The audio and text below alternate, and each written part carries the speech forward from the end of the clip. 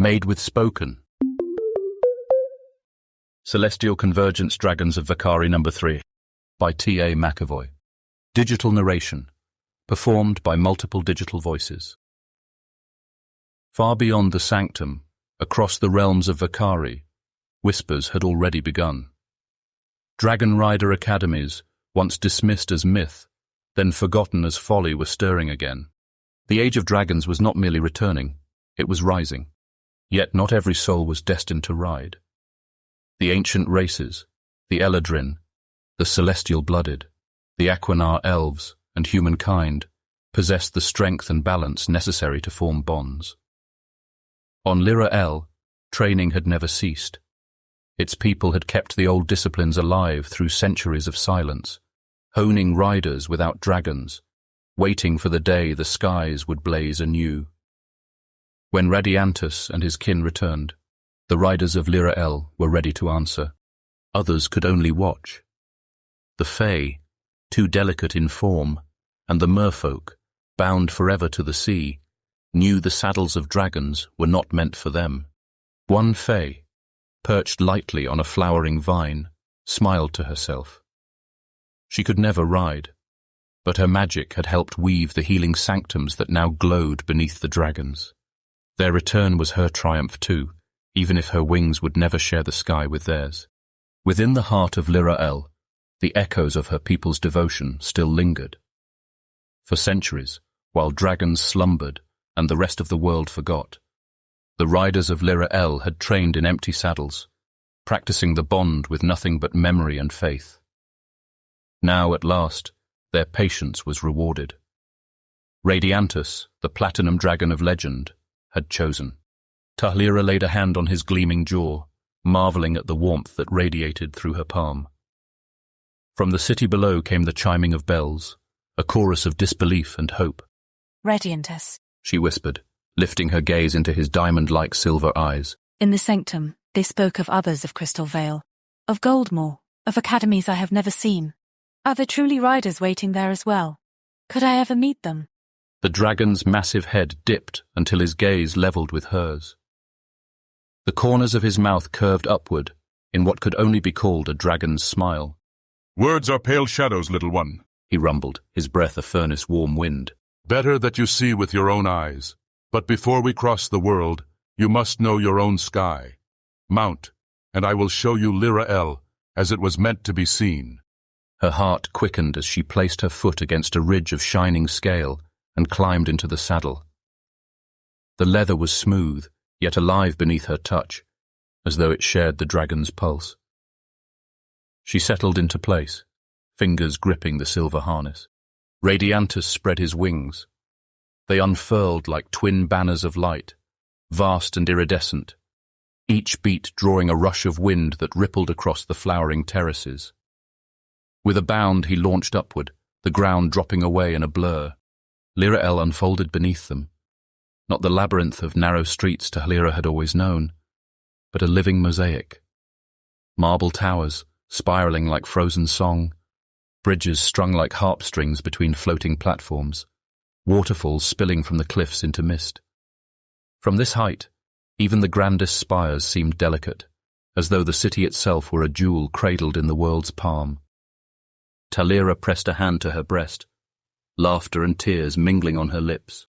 I never knew it was so beautiful, she whispered, her words carried off on the roaring wind.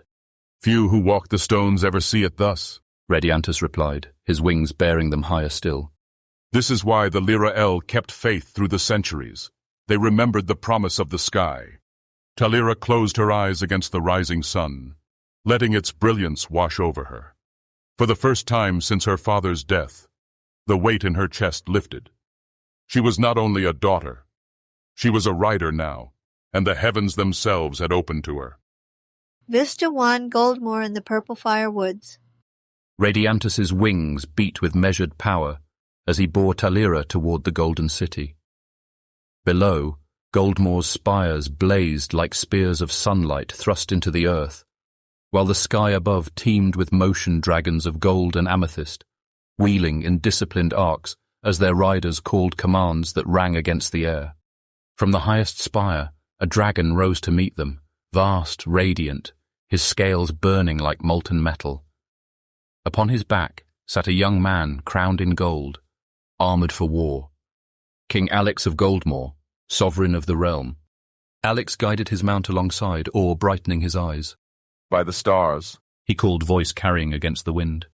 never have I seen one such as you. Tell me, mighty dragon, who are you, that the heavens blaze at your wings? Radiantus's laughter rolled like thunder across the sky. I am Radiantus, first of the noble host, guardian of dawn. He tilted a wing, revealing Lyra, her golden hair streaming in the wind. And this is Lyra of Lyra'el, my chosen rider. Before Alex could answer, another sound split the heavens. It was deeper than thunder, older than storms, the groan of mountains shifting in their sleep.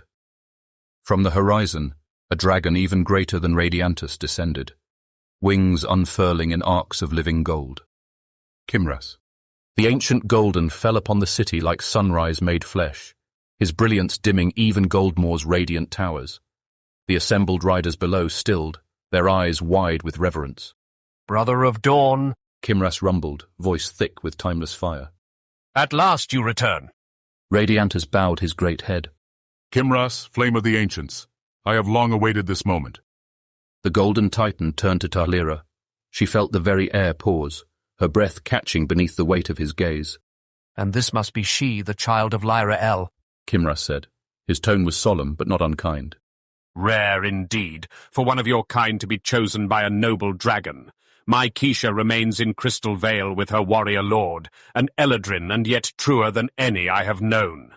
The name struck Lyra like a harp string, resonant and bright. To hear Keisha's name spoken by Kimras himself made her feel part of a tapestry older than stars. Alex's dragon wheeled closer, holding steady against the storm of light. The young king bowed low in his saddle. Radiantus, your return is a gift to all Vacari. Goldmoor has long held the name of Jewel, but today it is your light that makes the heavens shine brighter. You and your rider are welcome here. Lyra's throat tightened. She had expected suspicion. Instead, warmth. You would be welcomed in Lyra'el. She said softly. It remembers its friends.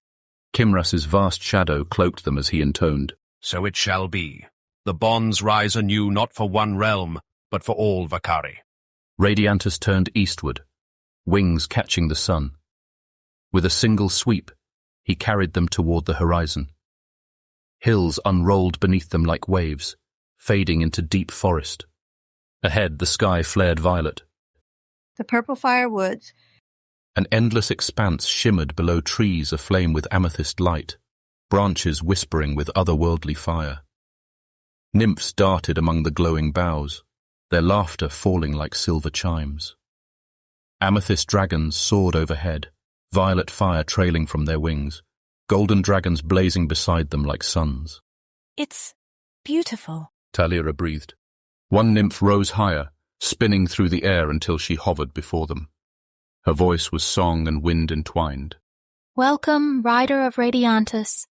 These woods are sacred, reborn from ash.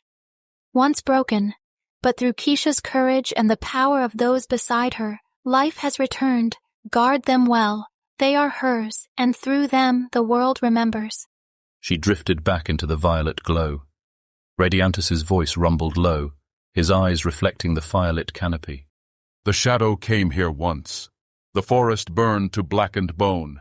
Yet through her defiance, the purple fire rose again.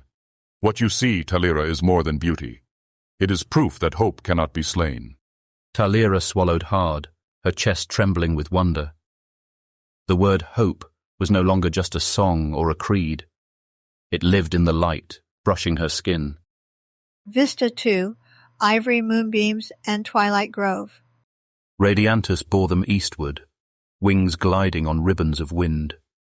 Behind them, the violet glow of the purple fire faded into a gentler radiance.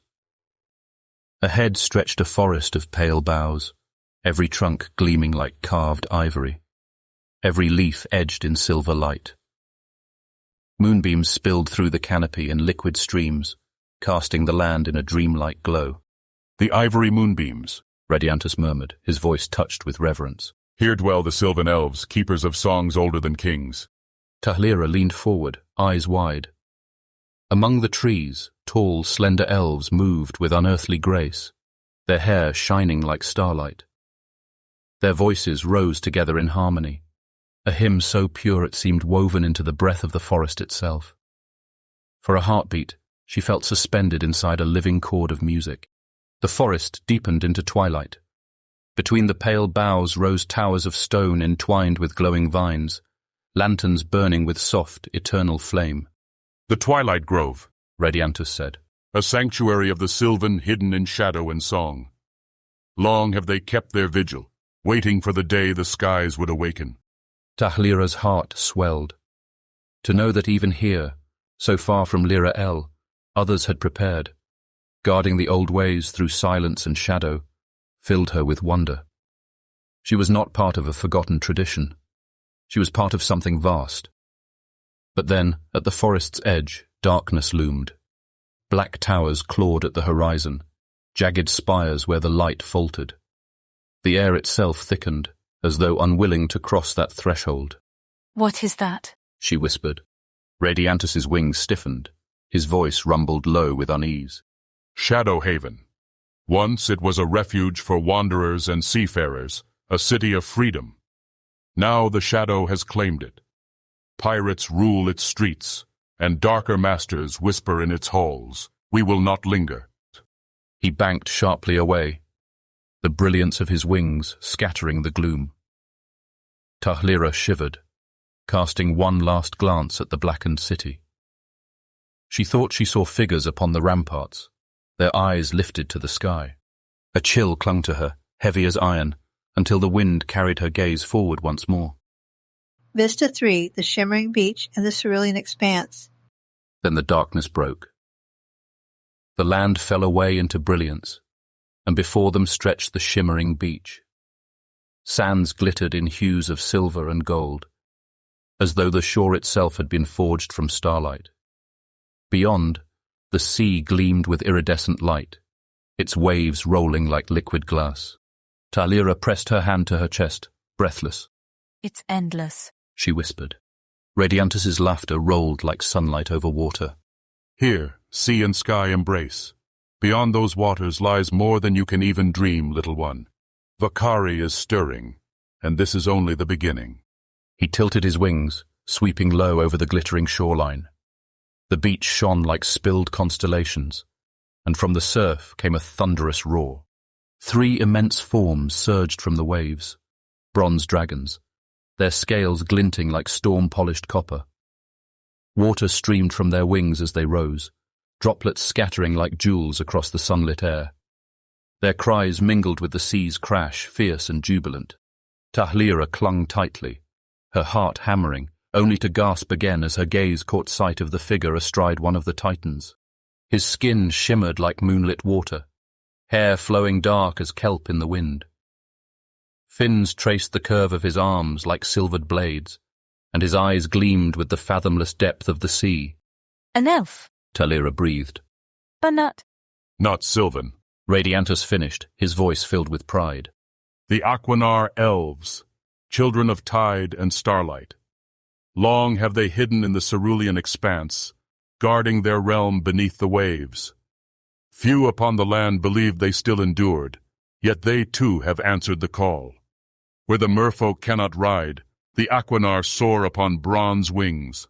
Below, the surf broke in glimmers of green and sapphire as merfolk leapt in joy, their voices rising in song to greet the dragons. The Aquinar rider lifted a hand in salute, droplets of sea light cascading from his fingers like falling stars. Tahlira's breath caught once more. She had lived her life among elves but never dreamed of hidden kin who could ride noble dragons. With every beat of Radiantus's wings, the world was widening, revealing wonders she had never imagined. Her gaze lingered on the sweep of the shimmering beach, bronze wings, sea spray, and the Aquinar's shining salute. But beyond the horizon, the waters deepened into a darker blue, where the ocean kissed shadowed land. Vista 4, Etharion. Radiantus carried them eastward, wings gliding on ribbons of wind. The glow of the shimmering beach faded into silver twilight, until ahead rose forests of pale boughs, their trunks gleaming like carved ivory, every leaf edged with a ghostly sheen. Moonbeams poured through the canopy in liquid streams, bathing the land in dreamlike radiance. Silverine, Radiantus murmured, reverence threading his thunder-deep voice. home of the moon elves, guardians of the quiet paths, singers of the night's hymn. Lyra leaned forward, wonder swelling in her chest. Among the branches, tall figures moved with unearthly grace, their hair glimmering like strands of starlight. Their voices rose together in harmony so pure it seemed to be drawn from the forest itself. Pale-haired children danced at the roots of the moonwoods, laughter ringing like bells. One tossed a flower wreath into the air. The wind caught it and carried it upward, spinning weightlessly until it landed in Lyra's waiting hands. She held it close, the blossoms glowing faintly as if lit from within. Her throat tightened. This was not a legend, not memory. This was real. They honor what they see. Radiantus rumbled, his tone warming with pride. The bond between us is not only remembered, it is a herald of hope. Lyra pressed the wreath to her chest, tears stinging her eyes. That word again, hope. Not as a song sung to children, but as something alive, tangible, breathing. Radiantus rose higher, and the forest gave way to a vision that stole her breath anew. Ahead shimmered Arindral. Towers of sapphire and silver spiraled upward like frozen waves, bridged by threads of crystal light. Waterfalls spilled in luminous veils, scattering droplets that glowed like shards of the moon. Gardens of pale blossoms clung to terraces that seemed to hang between earth and sky. The city itself looked carved from a dream. It's Lyra's voice broke into a laugh that trembled with awe. like flying into a song. Radiantus's golden eyes reflected the crystalline glow. The soul of Itharion, reborn. Even here the riders stir. The song rises, Lyra. Can you hear it? She closed her eyes. And yes, she could. Not with her ears, but through the living bond in her chest. A resonance that felt like all Vacari singing at once.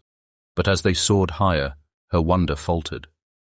Beyond Arindral, jagged peaks tore at the horizon, black stone veined with cold silver, their caverns breathing a deeper shadow.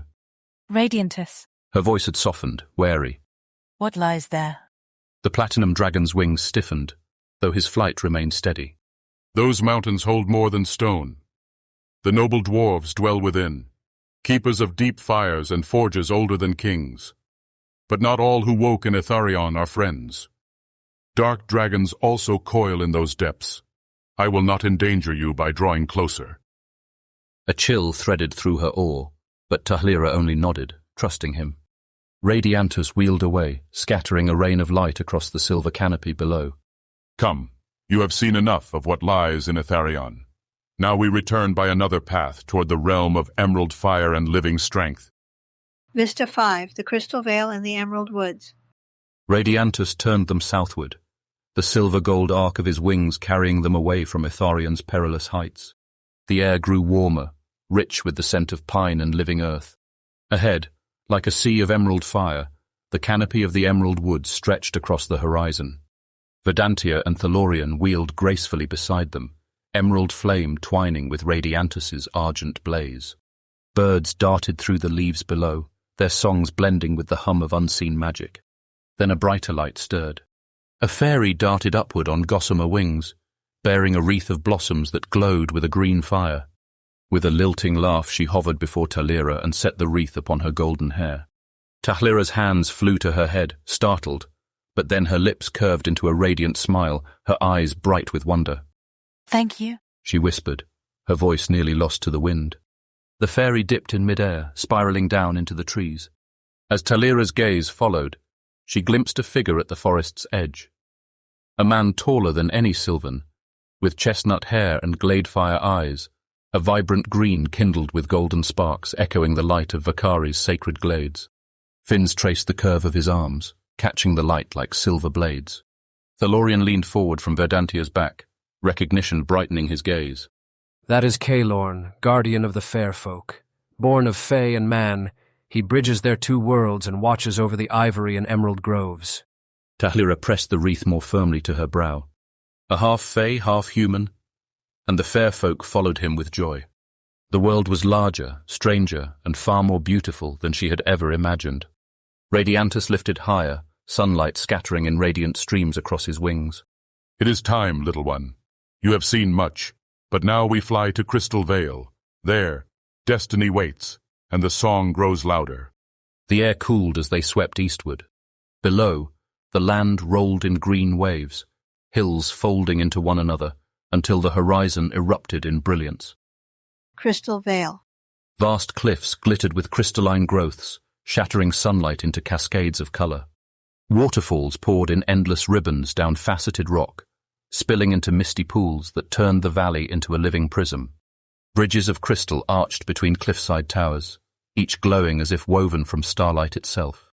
The city shone as though the world's light had chosen it for its dwelling. Talira pressed her hand to her lips. Radiantus, how can such a place exist? How could they build it without breaking the world? Radiantus's gaze softened. They did not. The crystal dragons themselves guided the first settlers of the Vale. Every stone was shaped in harmony with the land, never against it. That is why it shines. Her heart swelled with awe, until Radiantus angled toward a shadowed alcove carved deep in the cliffs. She frowned, glancing back at the radiant terraces. Why not the city? Radiantus's chest rumbled with sorrow. Because I must see to one of my own. Aurelia lies within, wounded. She stood against Nocturna, the obsidian dragon, and bore the cost. The joy of discovery dimmed to dread. Talira clutched her wreath as they spiraled down into a cradle of crystal and mist.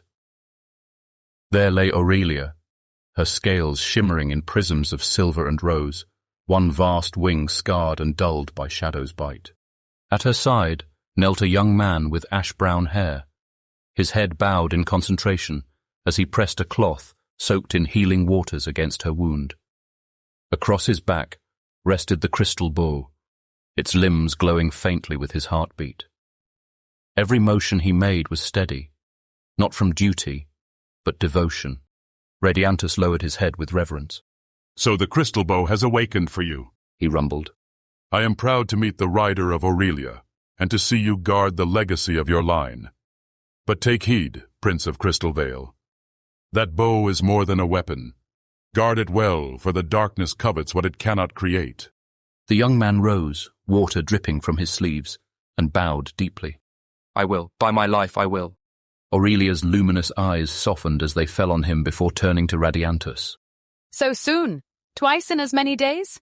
No matter. The sight of you brings strength even to pain. Radiantus touched his muzzle gently to her brow. The dawn walks where it is needed. From the terrace above, a figure appeared with long red hair blazing against the crystalline cliffs. Keisha. Her presence shone as bright as the veil itself. At the sight of Radiantus, she smiled, and warmth rippled through the bond into Talira's chest.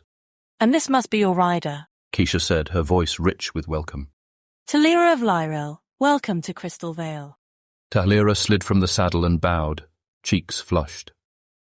To stand before the woman of legend, whose songs she had heard since childhood, was like stepping into a story she had never dreamed she would share.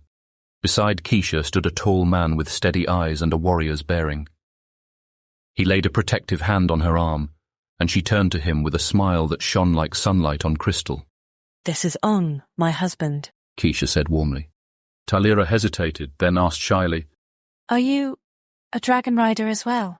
Before Ong could answer, Radiantus's laughter rolled like thunder, his wings trembling with mirth. So it is said.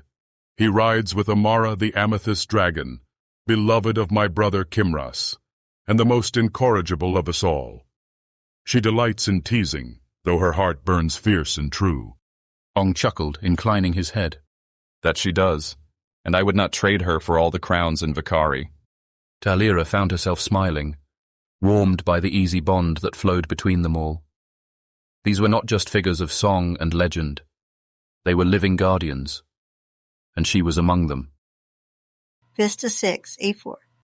Radiantus's gaze swept once more to the horizon, where storm-dark clouds gathered in the east.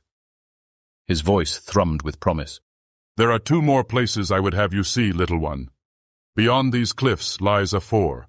Hold fast, the dawn calls us onward.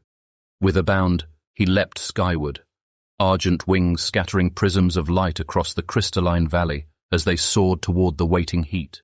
The shimmer of water gave way to the shimmer of sand.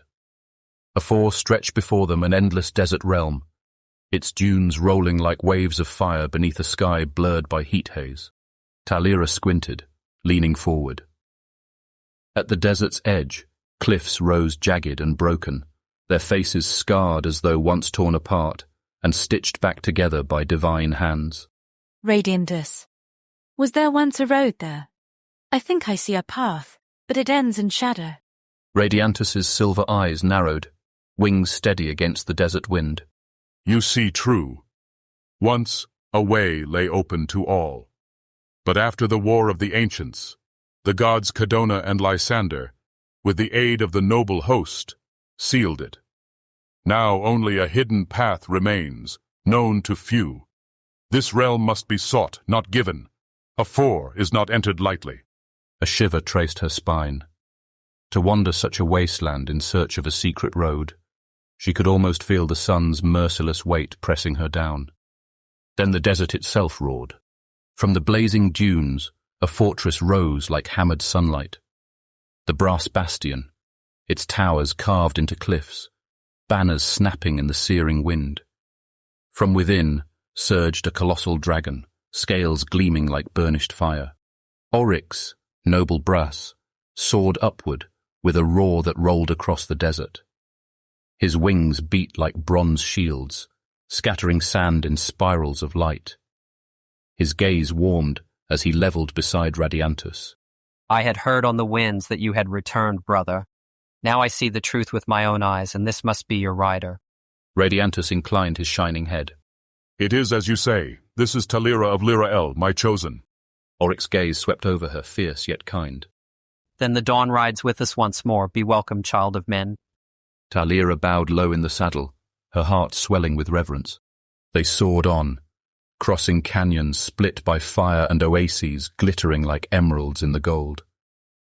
At last, Radiantus slowed, hovering above a jagged scar carved deep into the earth. The air itself felt different here, heavy, trembling, as though the world remembered pain. Radiantus's chest rumbled, a sound almost like a sigh.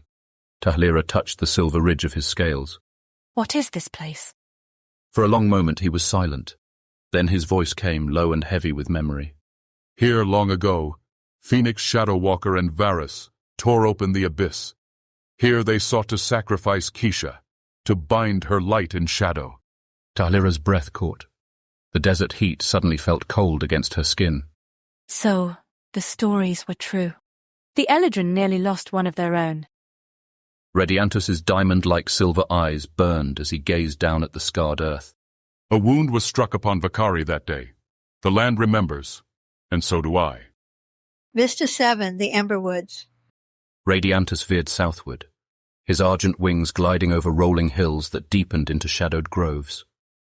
The air shifted warmer now, tinged with spice and resin, alive with the murmur of unseen voices. Ahead stretched a vast forest, its canopy rippling like a living sea in hues of copper and emerald. The Emberwoods, Radiantus murmured reverently. Here dwell the copper dragons and their companions, the pixies who flit between leaf and flame. This place guards more than trees, little one. It guards the threshold to realms veiled from most eyes. Lyra leaned forward, wide-eyed. She caught fleeting glimpses of tiny figures darting between branches, pixies trailing sparks of living fire, their laughter chiming like bells in the wind. Suddenly, a dozen of them whirled upward in a spiral of mischief and light. They circled her golden hair, tugging loose strands with giddy delight. Before she could protest, nimble fingers wove blossoms, copper leaves, and glowing embers into a wreath that shimmered as though lit from within. Another one? Lyra gasped, laughter spilling unbidden as the pixies settled the fiery crown upon her brow. Radiantus's chest rumbled with amusement. Pixies adore long hair, little one. Consider it their mark of affection. Few riders pass here without feeling their touch. The pixies twirled in delight, scattering sparks before vanishing back into the canopy with peals of laughter. Then the forest itself seemed to stir. A shadow greater than the trees unfurled, wings scattering embers like falling stars. A massive dragon rose, scales burnished copper, his voice rolling like the shifting of earth beneath stone. Rayletha, the ancient copper. So it is true, he rumbled, circling once before leveling beside Radiantus. Dawn returns. Radiantus dipped his silvered head.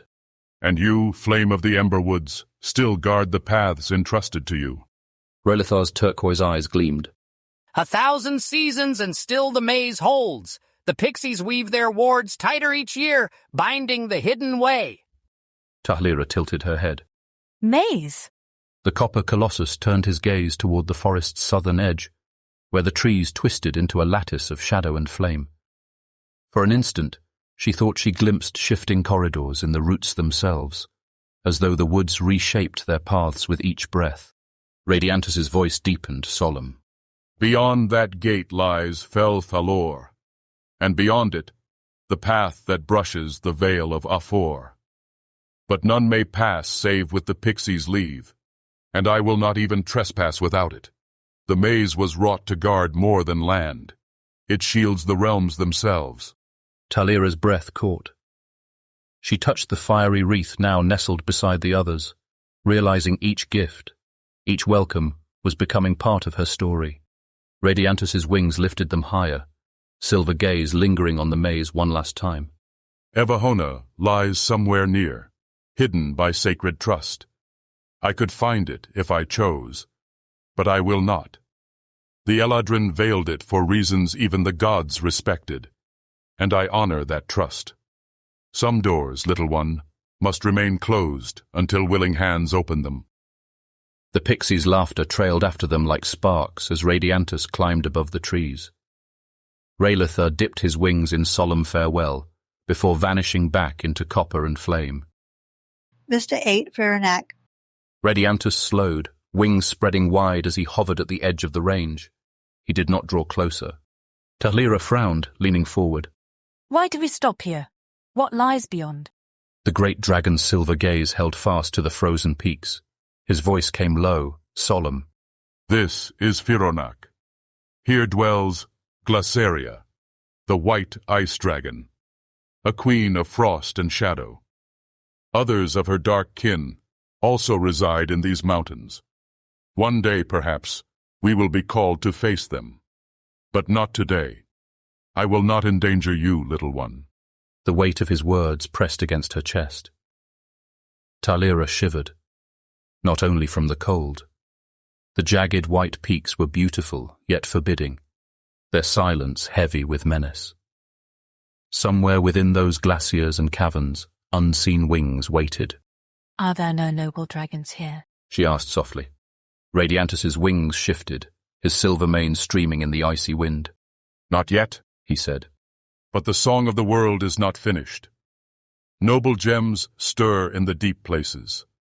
When the time is right, they too shall rise to claim their realms. Even Fironak will not remain a kingdom of shadow forever. Tahlira's eyes stung with cold or perhaps with tears. She pressed herself against his warm scales, arms tightening around the ridge of his great neck. Then I will wait with you, she whispered. Radiantus's chest rumbled like distant thunder. He lifted his head toward the heavens, wings beating against the bitter wind. And together we shall rise, he murmured. Vista 9, the return home. The bitter winds of Fironak still whispered around them as Radiantus wheeled away from the frozen peaks. His wings caught the sunlight, carrying them southward, back toward gentler skies. It is time to return home, little one, he said, his voice deep but warm.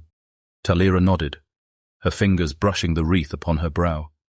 She felt the weight of the others too, the pale blossoms of the moon elves, the fiery crown of the pixies, the emerald garland of the fair folk.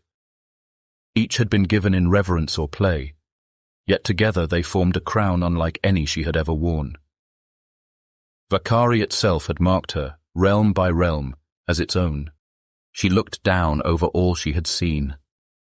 the jeweled towers of Crystal Vale, the emerald forests alive with song, the bronze giants rising from the sea, the scar in Afor's heart where shadow had once clawed the world apart. Awe and sorrow tightened her chest, but above them both rose something brighter, steadier. I see it now. She whispered into the wind. I see why we fight. Vacari, our people, our realms, they're worth everything.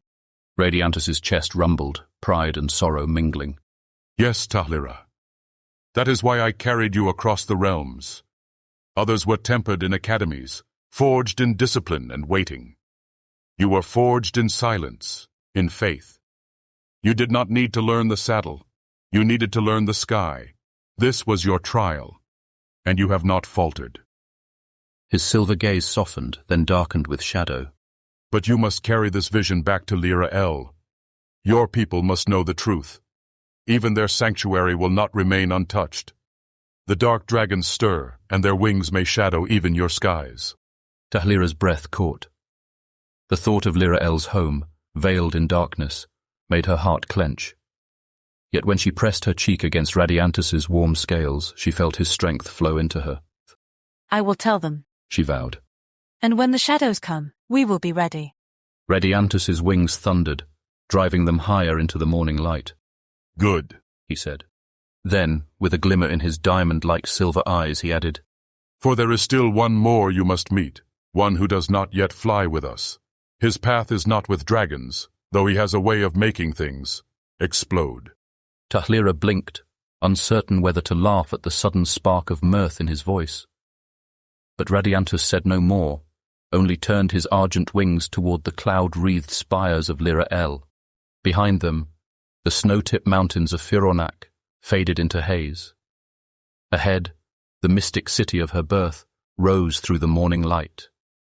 Yet in her heart lingered both wonder and dread, the knowledge that the dawn had risen, but the storm had not yet broken. Far beyond the horizon, the hidden isles and Ardinia slept beneath their ancient veils of protection. Radiantus's gaze lingered toward that unseen distance, the promise of another journey stirring within his light. Another time, he murmured, wings catching the dawn's glow. When the winds are right. The golden light of Lyra'el did not reach the caverns beneath the singing forest, nor was it welcome there. Damp air clung to the stone walls, thick with moss and secrets, while faint veins of glow moss pulsed like drowned stars. The umbral elves moved silently through their shadow-carved halls, every step a whisper, every glance sharp and measuring. None dared question Rhys as he passed. They only bowed their veiled heads and melted from his path. He descended the winding passage into his private chamber, where the air grew colder still. A shard of mirror-polished glass hovered in the gloom, runes etched across its surface like scars in silver. Drawing it from his cloak, Rhys held it in both hands, his voice a low invocation. Lyra. The air trembled. A breath later, her image shimmered across the glass-pale, perfect eyes like sharpened frost. You're late, she said. I observed. Rhys replied smoothly, leaning against the wall as though unconcerned, though tension coiled in his shoulders. You'll want to hear what I found. Her silence urged him on. They've returned, he said. Platinum, Celestial, Radiantus leads them. The people greeted him as though he were a god come home. At that, her eyes flickered with a rare, cold fire. And what is it you want from me? Direction. His voice sharpened. Do I keep weaving influence, take the council, or do I move now? Her smile curved thin as a knife. You remember what the mysterious one commanded of you? Rhys's jaw tensed. To lead the umbral elves. That has not changed. Then push harder, Lyra murmured. The council grows restless, half already look to you, the rest. Her words lingered like smoke. They will not follow, not willingly. Rhys tilted his head, crimson eyes glinting. You would have me remove them?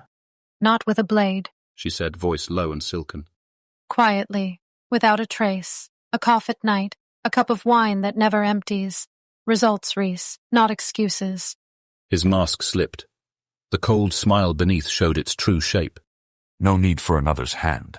I know the herbs that tighten the lungs, the roots that turn blood to ice. I will learn more. I will master it. The shard pulsed once, approval or warning, he could not tell, then went dark, leaving only his fractured reflection. Alone again, Rhys stood in the oppressive quiet. But the silence here was not stillness. It was waiting, watching. Learn, he muttered. Already his mind was racing with half-remembered scrolls, recipes whispered in hidden chambers, and gardens where pale blossoms thrived on decay. If his path to power wound through poison and ash, he would walk it without hesitation. He left his chamber, moving through the labyrinthine halls, until he reached a secluded alcove, carved beneath an arch of midnight vine. A small stall, spilled with bundles of drying herbs, coiled roots and jars that glowed faintly from within.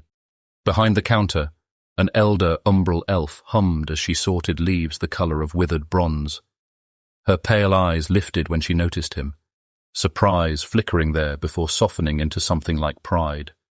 Morelia, keeper of herbs, binder of feasts, whisperer to shadows. Rhys inclined his head, masking calculation with the humility of an apprentice. Pardon me, mistress. I've been preparing meals for the others in my hall, but herbs are not my strength. Some add flavor, others, his lips curved faintly, can be dangerous. I'd rather not make a mistake. Morelia studied him, gaze flicking briefly to the satchel at his side, as though weighing his intent. At last she nodded. Good of you to ask. Most would not. She gestured toward the table. Sit. Learn the difference, or risk poisoning yourself. She lifted a sprig of dark-veined leaves, its edges curled like claws. Vein-root briar. A shred leaves the hands trembling. Too much, and the heart locks in the chest. Next, a crystalline bloom with glass-clear petals. Glassfin thorn. Harmless to the eye, deadly in wine. It blurs sight, slows the blood. Death wears many masks. Her fingers brushed a tuft of grey moss, its edges whispering faintly. Whisper moss. Clouds the mind, steals focus, loosens memory. Many a counsellor has forgotten his own name after too much. She split a pale, brittle husk, scattering seeds that shimmered before fading to dust. Moon blister pod. Weakness creeps slowly, like ice in the veins. Hours pass before the body fails. Last she revealed a blossom of silver-black petals, sweet fragrance cloying in the air. Hollow shade bloom, beautiful and cruel. It does not kill. It unravels the aura, strips magic from the bones. A mage who drinks of it is left hollow. Rhys listened with rapt attention, every word a weapon, every herb another tool. And for flavor? He asked lightly. Morelia smiled. She plucked a sprig of silver-green mint. Glow mint. Sharp, clean, clears the breath. Next, a star-shaped petal. Thistledon petal. Gentle, sweet, healing for small aches. A twisted copper-brown root. Iron fern. Strong and earthy. It gives strength to the weary. Finally, the faintly glowing leaf she had been bundling earlier. Sunberry. Tart, quickening. In measure, it brightens the whole. Her eyes lingered on him. You have the curiosity of a cook and the manners of a court-bred boy. Careful. Both can be dangerous, but perhaps useful. Rhys bowed his head. Then, perhaps you will make a cook of me yet. But in his mind, the names of poisons whispered like blades being unsheathed. He left the stall in silence, satchel heavier than before, not with food, but with possibility. By the time he reached his private chamber, his smirk had given way to something colder. One by one, he set the herbs upon the stone table, separating the harmless from the fatal, the sweet from the venomous. This was not cookery. This was war. A sprig of vein-root briar shaved into a dark wine reduction. A pinch of moonblister pod dissolved into broth. A single flake of hollow shade bloom crushed into the glaze of a roasted fig. Not enough to kill. Not yet. But enough to hollow the council from within, to plant fear until their voices faltered, and their seats grew empty. On the shelf behind him lay a scroll. Names were written in sharp, deliberate strokes, elders who resisted him, counselors who clung to the past. Beside each name, a vacancy waited. Rhys's silver gaze lingered on the list. His lips curved slowly, cold and certain. They will ask for strength, he murmured, and I will give it to them. They will name me what I was always meant to be. The wards pulsed, shadows stretching long across the stone. In the silence that followed, his soft laugh carried like a blade being drawn. Professional audiobooks in a click. Spoken.